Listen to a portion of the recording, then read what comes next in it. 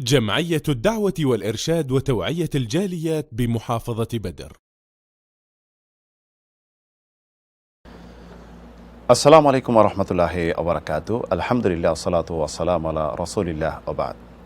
সুপ্রিয় দর্শক ও শ্রোতা বন্ধুগণ, আমাদের কাছে অনেক মুসলিম বন্ধুগণ প্রশ্ন করে থাকেন, বর্তমান আধুনিক প্রযুক্তিতে তৈরি টয়লেটগুলিতে অজু প্রসঙ্গে অজু হবে কিনা, যেহেতু অজুতে বিসমিল্লাহ বলতে হয়।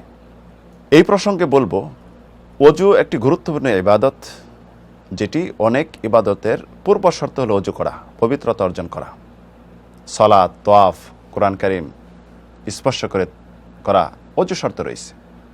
অজুর জন্য সবচেয়ে নিরাপদ হলো বাহিরে কোনো স্পেশালভাবে তৈরি অজুর ব্যবস্থাপনা থাকা।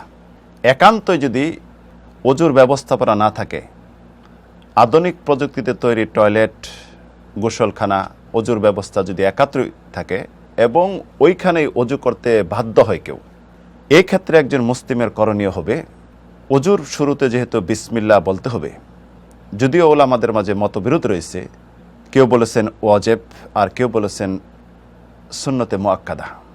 যাই হোক, অবশ্যই বিসমিল্লাহ বলা উচিত অজুর শুরুতে।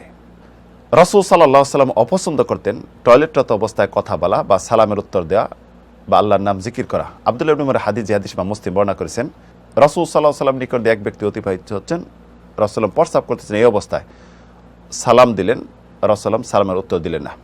মুহাজির ইবনে কুনফুজের হাদিস, যে হাদিসটি আবু দাউদ, নাসাই, ইবনে মাজাহ বর্ণনা করেছেন সহিহ সনদে, তিনি বলেন যে আমি রাসূলুল্লাহর নিকট প্রবেশ করলাম, রাসূলুল্লাহ প্রস্রাব করতেছিলেন, আমি সালাম দিলাম, রাসূলুল্লাহ সালামের উত্তর দিলেন না। ওযু করে এসে তিনি উযর করলেন যে আমি অপছন্দ করলাম যে অপবিত্র অবস্থায় সালামের উত্তর দিতে, তাই ওযু করলাম, এখন তোমার সালাম উত্তর দিলাম। এখন প্রশ্ন, টয়লেটে ওযু করতে যদি বাধ্য হই, এই অবস্থা কি আমরা আল্লাহর জিকির করব না, বিসমিল্লাহ বলবো না? অবশ্যই বিসমিল্লাহ বলবেন, তবে মুখে উচ্চারণে নয়, মনে মনে বিসমিল্লাহ বলবেন, এটি সবচেয়ে ভালো। এই বিষয়ে সৌদি আরবের স্থায়ী ফতোয়া বোর্ডকে প্রশ্ন করা হয়েছিল যে বর্তমান আধুনিক প্রযুক্তিতে টয়লেটগুলিতে অজু শুরুতে বিসমিল্লাহ বলবে কি বলবে না। তাদের উত্তর হলো বিসমিল্লাহ বলতে হবে, তবে উচ্চারণ বা আওয়াজ দিয়ে নয়, মনে মনে বিসমিল্লাহ বলবে, এটাই হলো সবচেয়ে নিরাপদ।